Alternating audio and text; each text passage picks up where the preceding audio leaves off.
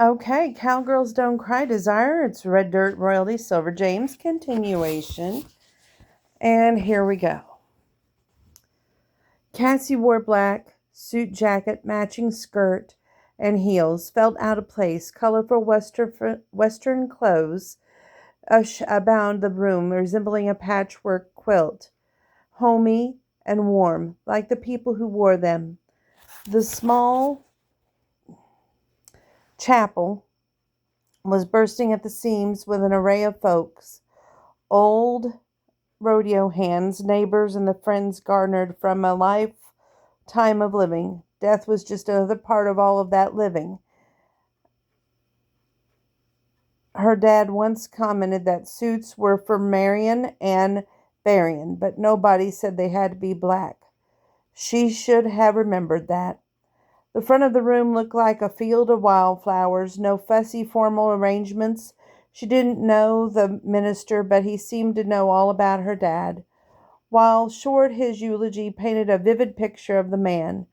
Where he finished, he invited anyone who wished to share a few words or a memory. Near the end, a man cleared his throat. Chairs scraped and creaked on the wooden floor, followed by the sound of heavy boots marching up the aisle. A big bear of a man with a scraggly beard, a paunch overhanging, the huge rodeo buckle on his belt, and a chaw of tobacco in his cheek, stepped forward. Ben Morgan saved my life some 40 years ago. We were dang sure dumb back in our 20s. At the Fort Worth Rodeo, I got hung up on a bull named Red Devil. Old Boots here was working the arena as a clown, and Ben rode the pickup horse. While Boots kept Devil occupied, Ben jumped off the horse, grabbed that bull by the ear, and rode him down to his knees so the other boys could cut me free. Next thing I knew, I'm sitting on my butt in the dirt and Ben flying across the arena. That dang bull broke 3 of Ben's ribs, but he got right up, dusted off his breeches, went on with his job. He was a hell of a man, and he'll be missed. A chorus of yeses and amens followed. The man backed down the aisle. A woman approached the microphone next. She paused to offer her hand to Cassie and gave Boots's shoulder a pat. At the lectern, she turned a 100-watt smile on the congregation. Most of y'all know me. For those who don't, I'm Nadine Jackson, and I own the Four Corners Diner. Ben came in most every day before he got sick, but all of the regulars kept up with him through Boots. Ben would give you the shirt off his back if you needed it. He didn't have deep pockets, but if a cowboy was down on his luck, Ben always had a few bucks to spare and dinner to share. My granddaughter called him the Louis L'Amour Cowboy. She paused to let chuckles from the crowd die down. She's only 8, so I'm pleased the little darling even knows who Mr. L'Amour is. But she's right. Ben could have been a hero in one of those books. He was tall, rugged, and believed in doing the right thing no matter what. He was the kind of man a body would be proud to call his friend. Nadine turned her smile to Cassie. And you, honey, you was his pride and joy. He couldn't stop talking about you. Your buckles, your trophies from back when. You were a champion cowgirl, your report cards, and your college graduation. My little girl is a college graduate, Nadine, he told me. She's made something of herself. Cassie's ribs seemed to constrict around her lungs, and she couldn't breathe. Pain. There was so much pain in her heart. She gripped her hands together until her knuckles turned white. Tears prickled behind her eyelids, and she swallowed around the limp, clogging in her throat. Oh, Daddy, I'm so sorry. She sent the prayer ringing into the cosmos, hoping her father would catch a whisper of it. I just have one more thing to say, Nadine continued. The Four Corners is closed to the public today. I figure Cassie ain't in any shape to be hosting this herd home, so I'm throwing open the doors. Y'all come on, grab a bite to eat and reminisce some about Ben. When no one else came forward, the minister speared Cassie with a long look. She sat for a moment to gather her thoughts and steel her emotions. Boots gave her a clenched hand and a little squeeze. She leaned over, kissed his cheek, and stood. From the podium, she gazed out over the roots, and she struck once more by the bright colors and kind, honest faces of her father's friends. They knew so much better than she. He wouldn't want her wearing black on this day, wouldn't want her tears or her remorse. Movement in the doorway caught her attention, and her breath froze for a moment when she thought she recognized the figure ducking out. Impossible. There was no way the man could have been the same one in the hotel in Chicago. The hair on the back of her neck prickled, and she got a shivering feeling. Her dad would have said someone was walking across her grave. She shivered again, doing her best to ignore the premonition. "Daddy," her voice broke, and she coughed to close the frog in her throat, feeling a bit stronger now. She tried again. Daddy was full of sayings, most of them takes from Louis L'Amour books. She offered Nadine a tentative smile. "We have a whole wall of them at the house, and I grew up on their truisms. Dad also had a tendency to tell me, 'Shoulda, coulda, woulda, honey,' just opens the door to regrets. That's the worst thing a person can do. Live a life full of regrets."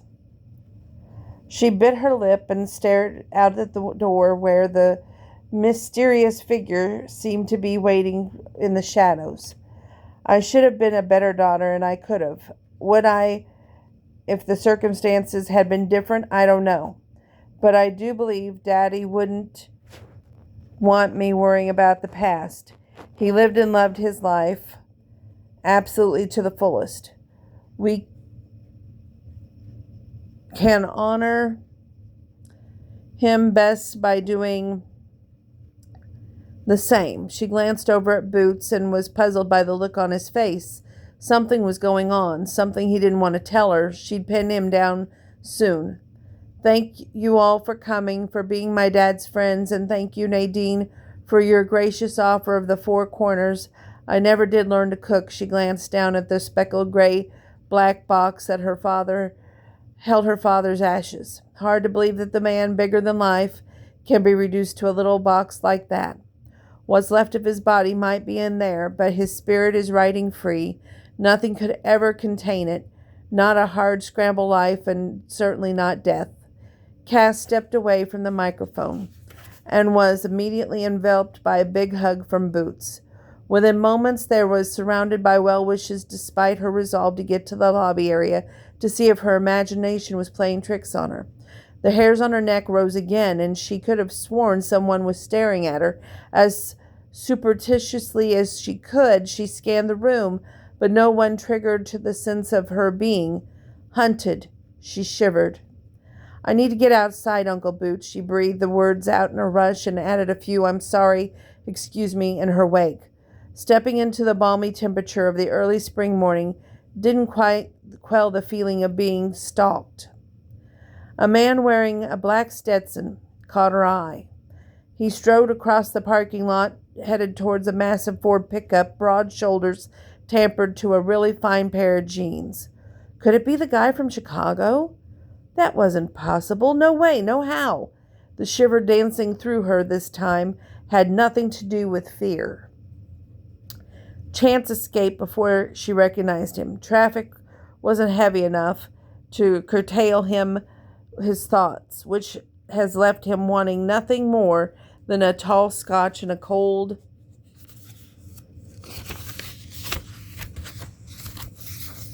shower.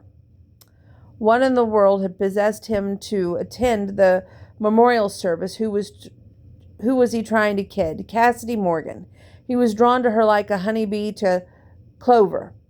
Crossing paths with her in Chicago had been a fluke, but now he knew where to find her. Her face, as she eulogized her father, was far too reminiscent of her expression in the hotel lobby. He probably bumped into her right after she received the news about her father's passing. Chance didn't do vulnerable, but that woman had an inner spark that drew him like a bull to a red cape. He wanted her plain and simple, even if there was nothing simple about the situation. His cell phone rang and he punched the button on the steering wheel for the Bluetooth connection. He snarled into the hidden microphone, "What?" "Dang, bro, don't be biting my head off." "What do you want, Cord?" "Cash and I tracked down that stud colt the old man wanted. You're not going to believe where he is. Damn it. Does he have me chasing a horse or stealing a ranch out from underneath the woman who just buried her father?" "Whoa, dude, back up a minute. That almost sounded like you developed a conscience." Chance rubbed his temple and gave up trying to talk and drive at the same time. He pulled off and he realized he'd parked a block from the Four Corners. How the hell had that happened? He jammed the transmission into park as he leaned his head back against the headrest on the driver's seat. "Okay, Cord, you tell me. Where's this damn horse?" "Right here." The plot thickens. "Little brother Ben Morgan bought that colt months before you headed north to track him down. He's been under our noses all along. He set up straighter. The ranch and everything on it is collateral. The colt, too? No clue, but Cash is pulling financials, and I'll keep you posted. In the meantime, the old man wants to accelerate things. Can you call the balloon payment immediately? Our father is a real SOB, Cord." His brother's ringing laughter filled the cab. "So what else is new?" Cord broke the connection before Chance could retort anything. He stared out the windshield. "So what else? What's that make us, big brother?" Chapter 4. We're finally getting somewhere with this phone wanting to act up, so let's continue on. The screen door banged shut behind her. The room hadn't changed one iota in her entire life. She stopped short as the countless memories washed over her. "Don't run in the house. Don't slam the door. No, you can't bring that baby skunk inside." Boots sprawled in the worn wooden chair on the porch. But Buddy was at his feet. A small metal table separated his chair from its twin, his father's chair, or her father's chair, pardon me. How many evenings had she worked on her homework in that kitchen table, listening to the two men talk through the open window? She passed off an icy glass of sweet tea to Boots, then grabbed a third chair and a refuge from some 1950s patio set and settled into it. "What are you not saying, Cassie?" She put off this discussion for almost a week. So much for easing into the conversation. There was no way to soften her news, so she blurted it out. "I'm putting the ranch up for sale." When Boots didn't respond, she plunged ahead. "I don't need the money. Not really. I want to set you up with a little place closer to town, a place where you and Buddy and a horse and some cow can live happily." She gulped down a breath and continued, "It's for the best, you know. I have a little life in Chicago, a job, friends I left at the ranch and never intended to come back and wouldn't know what to do with it. And her voice walked off as she raised her gaze to meet his. "Say something, Uncle Boots. Don't just sit there staring at me like I've grown a second head. You can't sell the ranch." "Yes, I can. It's mine." She snapped her mouth shut. Maybe it wasn't hers. Maybe her father had left the place to Boots. "Isn't it?" "Sort of. What's that mean?" "You're Ben's heir, but the place is in hock to the bankers." "What did Daddy do, Uncle Boots?" "He took out a loan, Cassie, to pay the medical bills. The note on the land is coming due soon." She winced shut her eyes and rubbed her temples. "How much?" "A bunch. Define a bunch, Uncle Boots." "Money. This is what she understood. More than what your daddy has in the bank, more than what I have in the bank, and unless you've made a fortune, I don't know, more than what you have. What was he thinking? The words burnt from her mouth before she could stop them. He was thinking about paying his bills. The censure in Boots' tone burned, but she deserved it. I didn't mean it that way it sounded, but if Dad took out a loan, he must have had a plan. He didn't believe in being in debt. She tried to feel hopeful while waiting for that proverbial other shoe to drop. Cattle. Cattle? Before he was diagnosed, he bought a herd of 500 feeder calves cheap. Had them go on grass all winter, so I don't want to miss a page. They're fat and almost ready for market. Give them another few weeks and they'll be at bringing top price. Grass-fed beef is the best thing now. So these calves should make enough to pay off the balloon payment with plenty to cover the rest of his debts to the hospital and leave you a little startup cash. Startup cash? Did he really believe I'd come back home to stay? With him gone? Why would I do that? She gulped and quickly added, not that I don't love you, Uncle Boots. You need to come with me. He heaved up out of his chair. He limped going down the steps, Buddy close on his heels, and she remembered Boots was even older than her father. He had to be pushing 70. Man and a dog ambled toward the barn, and a few moments later Cass followed. She caught up as they entered the dim environments of the wooden structure side by side. Buddy darted ahead. Boots paused to flip a light switch, though it didn't add much illumination to the space. Wickets greeted them, and a few horses stuck their heads over the stall doors to watch. She recognized her father's favorite horse, Red, a big sorrowed with a white blaze. The horse neighed and stretched his long neck. Your dad spoiled that dang pony. Cass laughed and stepped over to the stall. Red nickered and stretched his nose toward her. She reached up and his velvet lips nibbled her palm. I'll sneak you a carrot later. She patted the horse's neck before glancing back at Boots. So you wanted me to see Red? He shook his head before tilting it toward the stall across the way. Nope, I want you to look over here. He pointed to a stall across the barn. Ben was a horse trader, and that's what he did just for you. Chance knocked on the door, but no answer. Lights illuminated the windows, and Boots' rusty old truck was parked nearby. He wanted to walk to the end of the porch. A glass of sweet tea on a metal table. Then he noticed the open door and the lights glowering to the barn. He sauntered that way, rehearsing what to say. Whatever he said, his heart wasn't really in what he had to do, even as he tripped a couple of beats at the thought of seeing Cassidy again. He stepped into the soft gloom of the barn and stopped dead in its tracks. Cassidy was leaning over a stable door, murmuring something he couldn't understand. The old man stood next to her. Damn, but she looked fine in those jeans and boots. The plaid flannel shirt tucked into those jeans enhanced every one of her curves instead of hiding them. All the blood in his head rushed south, and he had to lean on the barn door to keep from pitching over his face first. Boots opened the stall door.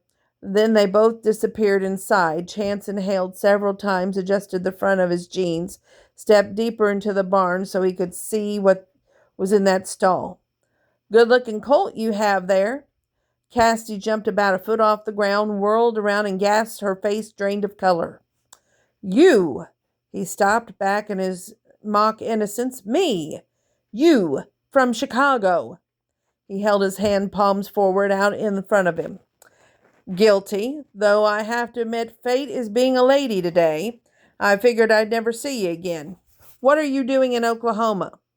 Her brow furrowed, and he decided her glare was one of the cutest expressions he'd ever seen. Then again, there wasn't much about this woman he didn't find attractive in one way or another. That seemed to be the Barron family curse. They all had a tendency to think with the wrong part of their anatomy.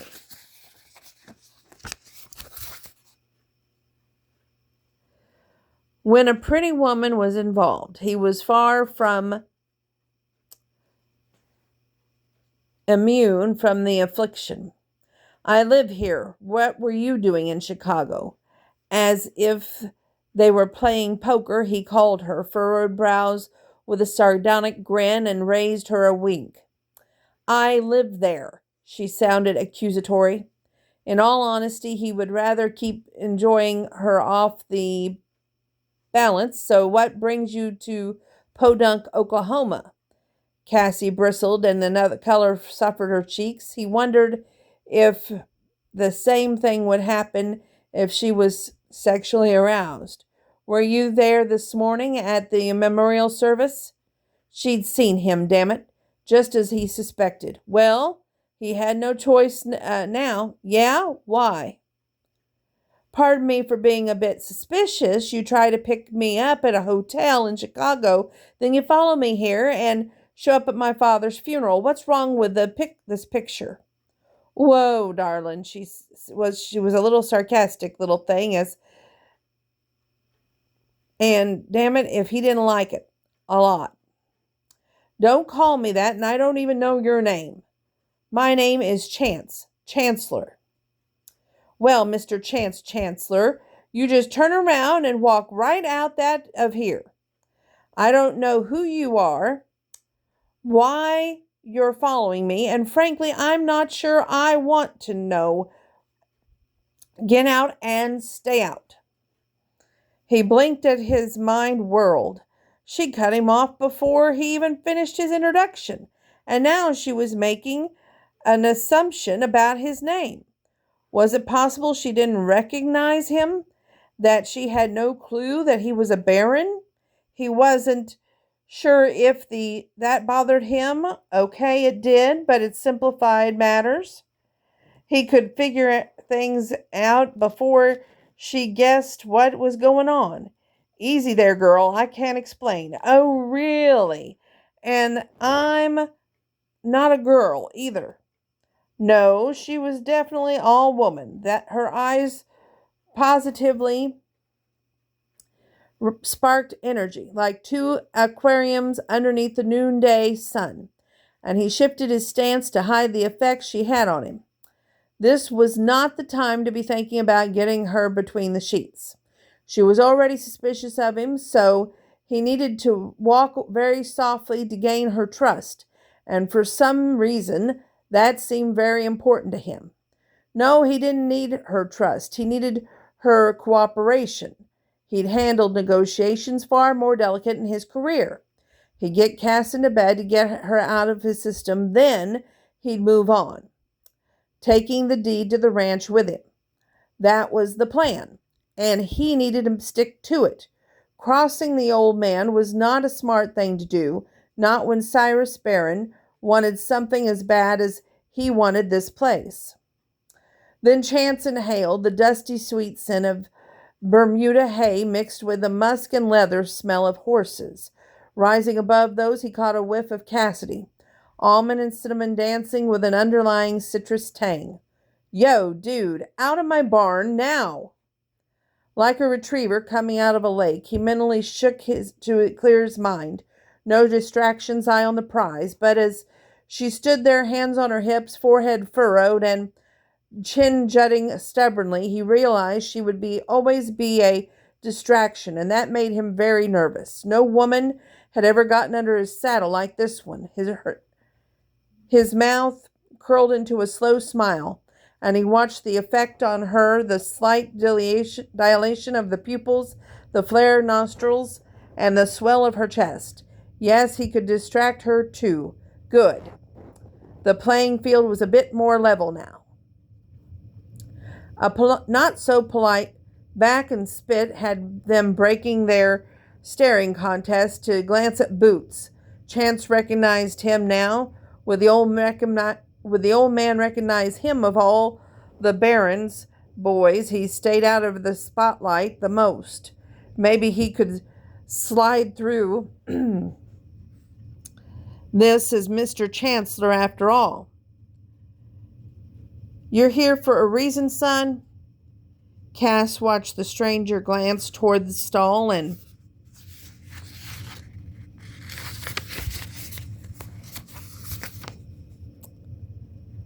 she could almost see the wheels turning in his head.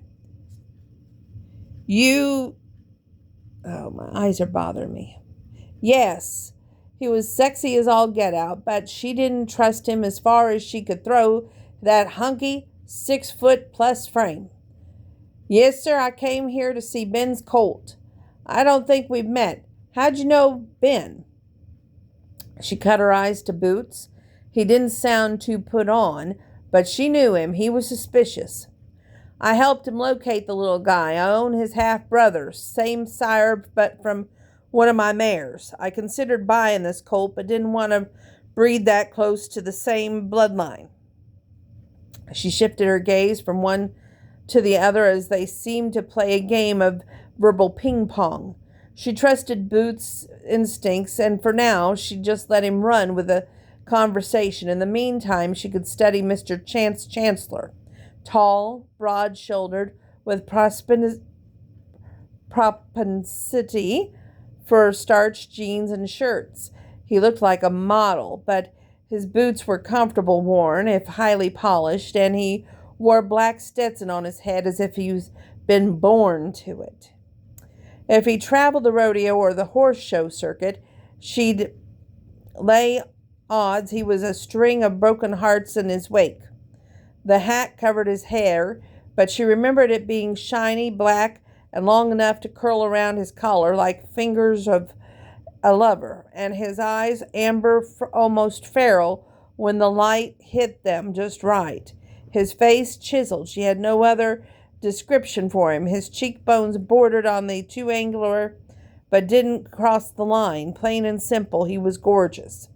A vague memory pecked at her like one of the speckled hens searching the straw on the barn floor for a bite to eat. He still seemed familiar, but she couldn't place him.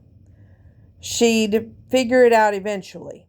She jerked out of her reverie when the guy took her hand and gave it a squeeze. I'm sorry for your loss, Miss Morgan. Cass. Everyone calls me Cass. Her nose flared as if she couldn't inhale enough warm, sweet leather and rain. A fragrance both homey, and her insides tightened, but she refused to acknowledge the tiny quiver in the pit of her stomach. Well, a little bit lower than that, if she was honest with herself. This guy was sex on a stick. There was no denying it. But why was she being nice to him? On second thought, until you can prove you were a friend of my dad's, you can call me Miss Morgan. He laughed, audacious and arrogant of him. But the sound reverberated in the barn, and even Buddy came over to investigate. He sniffed at the man's boots, growled a little, and hiked his leg. Buddy, no, bad dog. Her face flared, mortified that the dog was about to mark the man. She stammered an apology until Boots cut through her embarrassment. That dog has always been a good sense of people. He stared at Chase, unblinking for a moment. Cass wondered if Boots knew something she didn't. Her gaze darted between the two men, and the tension in the barn ramped up a few degrees. Buddy sat at his feet. His hackles rose, and she could feel the low growl rumbling in his chest as he leaned against her leg. Her father's old dog definitely did not like this man, and apparently neither did Boots. So why were her girly bits going all fangirl on this guy? I think it's time for you to leave, Mr. Chancellor. He dipped his chin and made a move to touch the brim of his Stetson. The gesture seemed old-fashioned and almost endearing. Whoa, girl, rein in that thought. Another day then, Miss Morgan, when you aren't so stressed out or busy. Again, my condolences. He walked away, but paused at the barn door. We will see each other again, Cassidy Morgan. Oh, hell. That dang sounded like a promise, but she wasn't sure just what that man had in mind. Chapter 5. The office door clicked shut behind his secretary, but Chance had already swiveled in his chair to stare out the window. Restless energy roiled in his chest, leaving him unsettled. He wanted to see Cassidy again, and not because he wanted to serve her with legal papers. He wanted to spend time with her, take her out, and show her off. What was it all about? This girl that riled him up. She invaded his thoughts, danced in his dreams, and generally kept him guessing. He should stay away from her.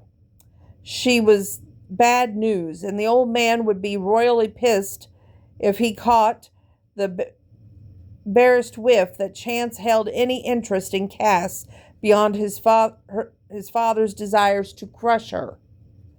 Screw it. He wanted to hear her voice. Could always say that he was scooping out the competition if anyone in the family caught him. No one had to know what he was really thinking or feeling. Chance scrolled through his contact list to the letter M. Not for the first time in the past few days, his finger hovered over the entry for Cassidy Morgan. He wanted to hit that call button so bad he always stopped himself at the last instant, and not because he worried what the family would say. What mattered was what Cass would say. How could he explain knowing her cell phone number? He called her. He'd called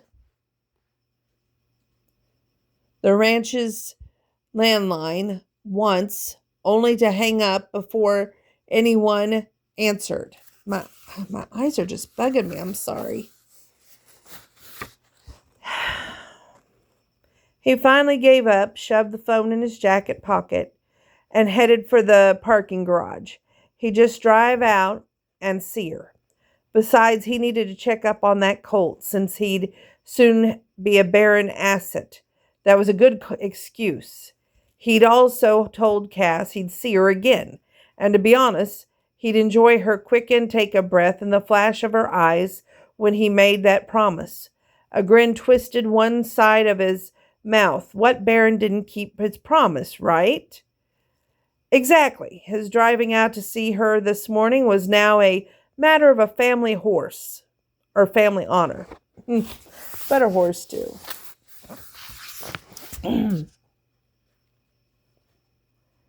Cassidy was set forward on the chair and watched the pickup rattle across the cattle guard and head up the dirt drive. She was alone, but for Buddy, the dog stayed behind when Boots had left first thing to run errands. Surprised when Buddy didn't jump in the truck, Boots had shrugged and headed off. Cassidy had spent the morning mucking out stalls and making phone calls. The loan officer at the bank seemed to be dodging her calls, and as try as she might, she'd been unable to hire a cattle hauler to get the herd to the stockyards in Oklahoma City. Every company she called told her to call back when the calves were ready to haul. What did she know about selling cows anyway? The cattle would be ready in May or early June. April was just rolling around.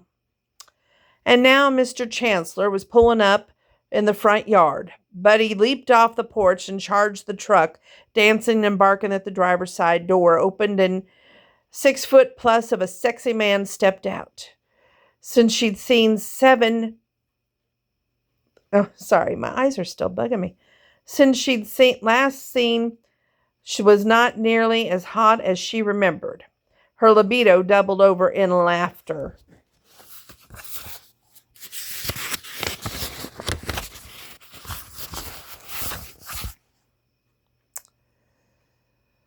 What you doing here? She had to yell over Buddy's excited barks. Her visitor waited around the dog's determined forays to keep him away from the house and smiled. A man can't come see a lady just because.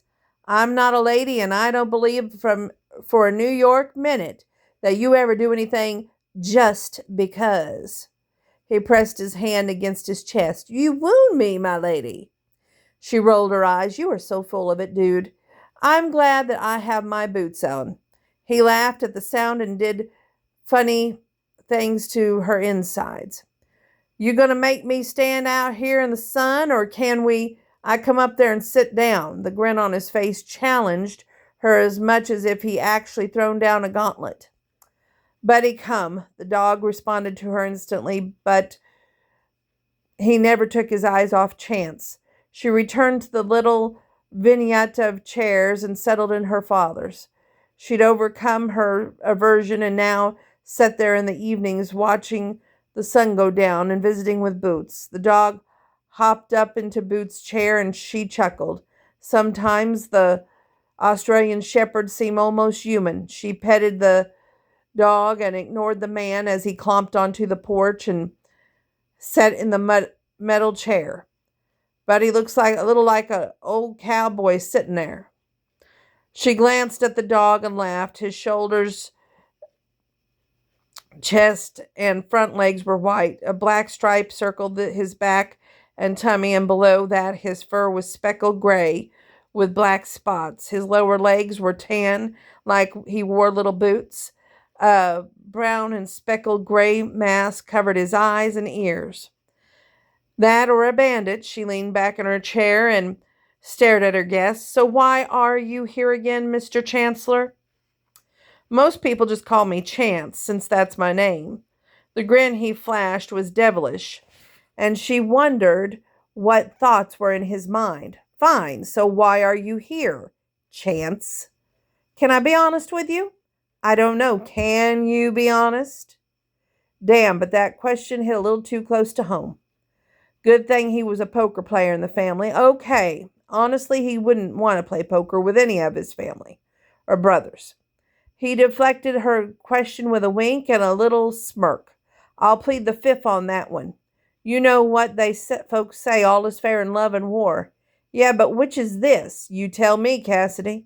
You still haven't answered my question. Which one? Well, you're a man, so we know you can't be honest. So that leaves the other one. Why are you here? Ow, I lodge a protest in the name of men everywhere. He offered her another crooked grin and a wink as he added, I came to see you. Why? Time to lay his cards on the table. Because I want to take you to dinner. Dinner. Yes, dinner. I know Boots goes to the Four Corners to eat a lot. I figure you weren't kidding about being a bad cook, and I'd like to take you out to eat. To a real restaurant.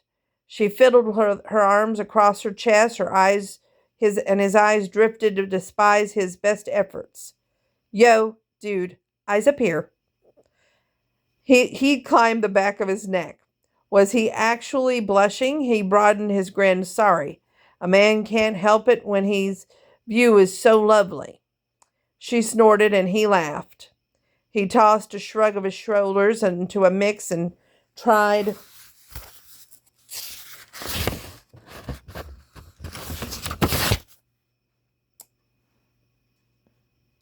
a boyish look on her. The point remains. I'd still like to take you out. Like on a date? A real date? There's such a thing as a fake date? She rolled her eyes again, and he couldn't tell if that was progress or not. Yes, a real date. Dressing up and everything. A nice restaurant. Maybe a movie after. Or we could go to Bricktown. Bricktown? Hit some of the clubs, or maybe not. He'd be recognized there. Crap. He'd be recognized any of the usual haunts. He needed a plan B and in a hurry. Or we could go to my place. Order in pizza. Watch the Cubs game. Cubs? Are you kidding me? Okay, White Sox. She looked disgusted. Why do you think I'd be a fan of either one? You live in Chicago. Yeah, but lifelong Cardinals fan here. Ironically, that's true. Really? You like baseball? Really? And I like Cardinals baseball. So does that mean pizza at my place and the Cards on the big screen? He liked that idea. His media room was that much closer to his bedroom, and he had every intention of seducing her before the date was over. She snorted again. How cheap do you think I am? She eyed him spectacularly. Why should I go out with you? I was attracted to you when we bumped into each other in Chicago. That hasn't changed. Her lips pursed as she considered his offer. He wanted to kiss her, but he remained patient. The time would come sooner or later. Dinner at a nice place than a sports bar to watch the game of cards? She looked so cocky he couldn't help but grin back. For a brief moment, he toyed with the idea of calling up the corporate jet and flying her to St. Louis for the game. As a minority owner of Barron Entertainment had box seats, though he seldom got the chance to park his butt in them. Doing so would blow his cover, so he nodded in agreement. Dinner out, then the sports bar to watch the game. I'll pick you up around 5. Game starts at 7:30. He stood up and she looked startled. You're leaving? Yeah, I got what I came for. Her expression changed, and he would have missed the flicker of sadness if he hadn't been studying her reactions. Well, don't let me keep you. She didn't move to stand. Instead, her hand gripped the arm of the chair as if to keep her in it. She wore an expression of studied casualness. Can you make coffee? He suddenly asked. She stared at him like he was crazy. We've established you can't cook. Does that mean you're a Starbucks baby, or can you perk a real pot of coffee? I make excellent coffee, thank you very much. Even Uncle Boots doesn't complain. Uncle Boots? This was a story he wanted to hear. Then go make a pot, woman, and prove it to me. Ha! I made one just before you got here, so there. She darted up and through the door before he could react. A few minutes later, she returned with a tray loaded with a clean mug, sugar bowl, creamer, and a thermal cafe. I figure you take your coffee black, but I admit to a sweet tooth and needed 4 cream. Coffee steamed in his mug, and he inhaled the rich aroma. After a hesitant sip, he nodded. This is good. But how do I know that you made it? She flushed. Her anger was rising quickly. He loved eliciting this reaction from her and couldn't wait to see what she was like when he had her in his arms. You'll just have to take me for my word. Sparring with her was fun. He couldn't deny it. Most women were dazzled by his last name. Cass had no clue. Luckily, if she ever found out that his father wanted to take the ranch, she'd hate him. She could hate him later, after he'd given her a tumble, after he got her out of his system. He finished off the coffee in the mug and reached for the cafe. His hand collided with hers, and the instinct had his wrapping his fingers around hers. Nice, he murmured. She agreed. As they chatted the afternoon away, clouds gathered in the western horizon. The rising temperature played wet with the white, puffy cumulus clouds until the thunderheads billowed, and the thrust of an angry fist into a humid spring sky. A few formed the classic anvil shape associated with violent storms. Whatever breeze that had been had died. The humidity thickened to the point it was almost hard to breathe.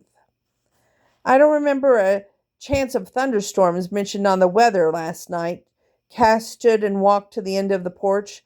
scanning the sky. "I'll be right back. You can come in if you want." She slipped into the house and he followed. Not sure what he had expected, Chance decided this wasn't it. The furniture might have been new when Cass was a child. Now it looked comfortably shabby. A clunky TV perched on a wooden bookcase and occupied the center of the one wall. A metal stand with a saddle that seemed to be in the middle of repairs sat next to it. A leather couch and two ancient recliners formed a semicircle around a battered wooden coffee table made from a slab of pine and two small wooden wheels. Cash pushed the power button on the TV and waited for the picture to form. Sure enough, one of the local weathermen spotted warnings as he stood in front of the radar image. "Looks ugly." She nodded. "Yeah, and headed this way." She walked closer and tapped on the TV screen with her index finger. "See that? Hail Corps. I need to get the horses into the barn." "I'll help." "No, that's okay. Buddy and I can do it." "Cass, I know horses. I can help." She tossed a one-shouldered shrug in the direction and ducked around him and banged the screen door as she left. He glanced down at the dog. She banged the door at his face too. "Wonder what we did wrong, boy." The dog woofed, and the dulcety wag of his tail might translate to a shrug too. "Well, you two coming or what?" Cassie's voice carried through the still air, punctuated almost instantly by a clap of thunder. "Time to get a move on, buddy. Come on, boy." He opened the door and held it as the dog zipped out and launched off the porch, a gray burr headed straight for Cass. Chance followed as a hot trot. By the time he caught up, lightning flickered in the sky and thunder rolled. The horses milled around a field on the other side of the barn. "Get the barn door," Cassie yelled, but the rising wind tore her words away. She pointed and he waved. She climbed the fence as Buddy ducked underneath the bottom rail. Chance jogged to the barn, ducked inside, and shut the door before heading to the far end. He noted the stall doors were already open and padded with fresh straw. He lifted the iron bar on the back door and pushed it open on the well-greased rollers. He cut his gaze between the growing storm and the woman and the dog working the horses up toward the barn. It was poetry in motion. In the near distance, a sheet of rain filled the space between cloud and ground, marching across dusty fields. The first fat drops splattered in the dirt at his feet. He stepped out, prepared to help. Then he realized he might cause more problems by spooking the horses. While he wanted Cass to hurry, he knew she couldn't. She and Buddy were working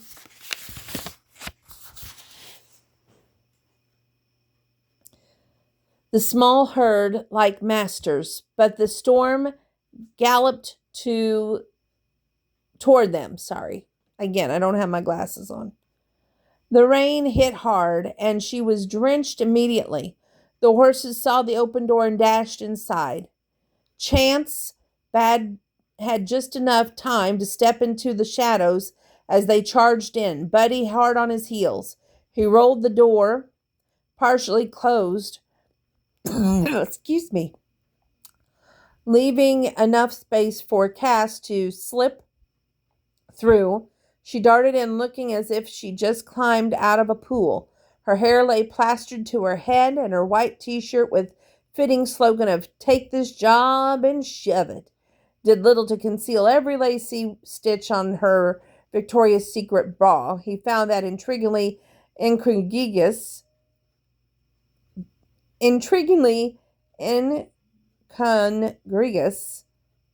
Despite her claims otherwise, Cassie Morgan was a cowgirl, but a cowgirl in a frilly angel bra. Chance closed the door, and the gloom in her barn deepened.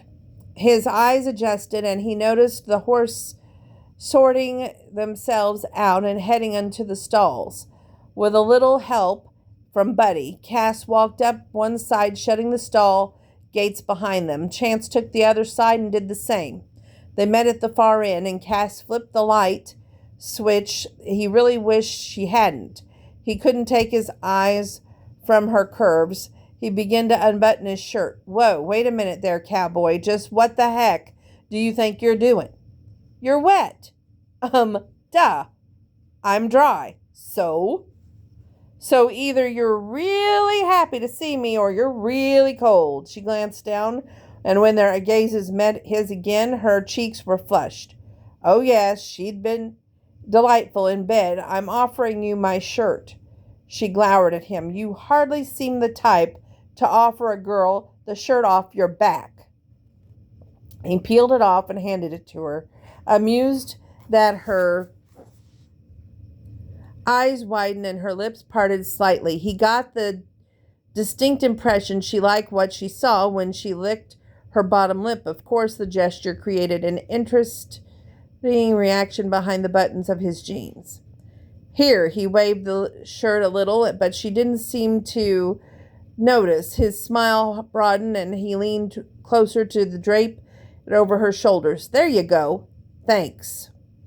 His lips hovered inches from hers, and if she breathed deeply, her very perky nipples would brush against his bare chest. His fingers tangled in her hair as he smoothed the wet strands back from her face. Her eyes dilated, and she inhaled. Her chest swelled, and that's all it took. His lips found hers. He held her head as his teeth nipped at her mouth.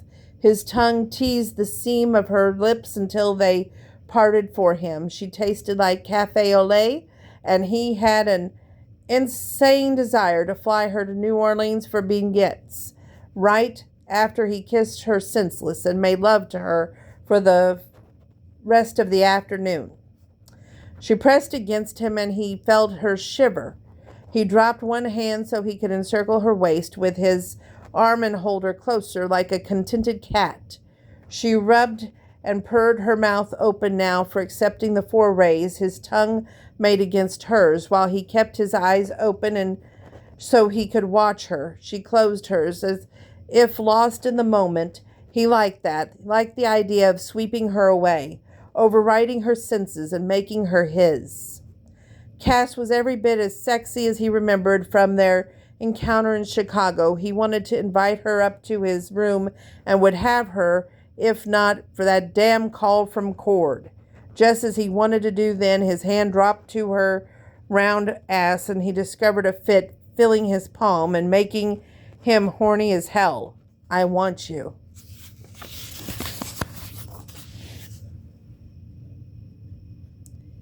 Oh, really? She bumped against his erection and chuckled. I hadn't noticed. He ground his teeth together. I didn't figure you were a tease, Cass. She planted her hands against his chest and pushed a little. He dropped his arms. I don't tease, Chance. Not about sex. And what about love? She tilted her head and stared at him, unblinking. Where the hell had that come from? He didn't know, but he sure was curious about her answer. There's no such thing. Oh, cynical little thing, aren't you? Yep, I am. What about you, Chance? I bet women tuck their phone numbers into those tight jeans of yours all the time. You're all about the sex, and I just don't see anything even remotely resembling love in that equation. She backed up a step, putting some distance between them, but not so far he couldn't touch her if he wanted. Instead, he hooked his thumbs in the front pockets of his jeans and waited. The flash in her eyes convinced him she was just getting started, and he was curious about how far she would push. You tried to pick me up in the hotel in Chicago. Yes, you knew you'd never see me again. A one-night stand, that's all you ever were after. That's what you wanted. She jabbed her finger in his chest, and the nail pricked a little, but then Her fingertip caressed the spot before trailing down a couple of inches. Cass jerked her hand back as if she'd been burned and jilted her chin. He worked very hard to keep a poker face because inside he was grinning madly. I bet you've never had a girl say no to you. Well, no, I'm a baron. They want to sleep with me for the name, if nothing else. The thought hit a little too close to home, though he couldn't figure out why it bothered him. I bet nobody says no to you. In fact, you have the arrogant air of being all charmed and stuff, like everything you touch turns to gold. Pretty much, I'm a baron, baby. It's genetic. Guys like you are a dime a dozen, good looking enough to be male model, and you just skate by. Not quite a dozen, darling, unless the old man is hiding a few in the woodpile we don't know about. So why are you here? Why do you keep coming around? Does this mean you aren't going to go out with me tonight? He scratched the flesh creep up her neck, and he stepped toward her. Yes, he was a predator on the prowl, and she was his prey. But when she didn't back up, he'd have to give her points. What's that got to do with this discussion? Discussion sounded more like a lecture to me. Cassidy, why am I here? I came to ask you out to dinner because I don't have your phone number. Why do I keep coming back? Because you're a damnedest attractive woman, and I want to get to know you. Is that so hard to believe? He ignored the lie about her phone number, but all the other answers bounced around in his thoughts. And then the main one sucker punched him in the gut. Because my father wants to ruin you, and I'm having trouble with that. She lowered her chin, and he didn't know if that was a good sign or a bad one. She blinked once, twice, and a third time before her eyes narrowed. Don't expect me to go all Sally Field at the Oscars here. I left my ego at the front gate. I don't trust you, Mr. Just call me Chance. Not as far as I can throw you. Cass paused to lick her lips, and that's all it took. He wrapped his hands around her biceps and pulled her to him. He kissed her, taking her mouth by storm. She resisted for a long moment, then relented, her tongue teasing his lips. This time he could feel the heartbeat and was thrilled it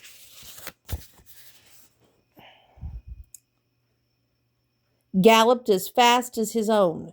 His pulse pounded as in his ears, every bit as loud as the thunder outside the barn.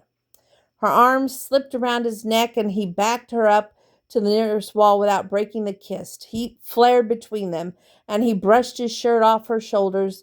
He could feel a ramp of lace on her bra through the t-shirt. Too many clothes, he growled, the words as he peeled the wet cotton over her head and then sealed his lips against hers again. One hand roamed down to stroke her thigh, and just as he had hoped she'd rubbed her knee up his leg, he cupped her sweet ass, and the next thing he knew, she wrapped those legs around his waist. He couldn't breathe for a minute as the most intimate part of her cradled his erection.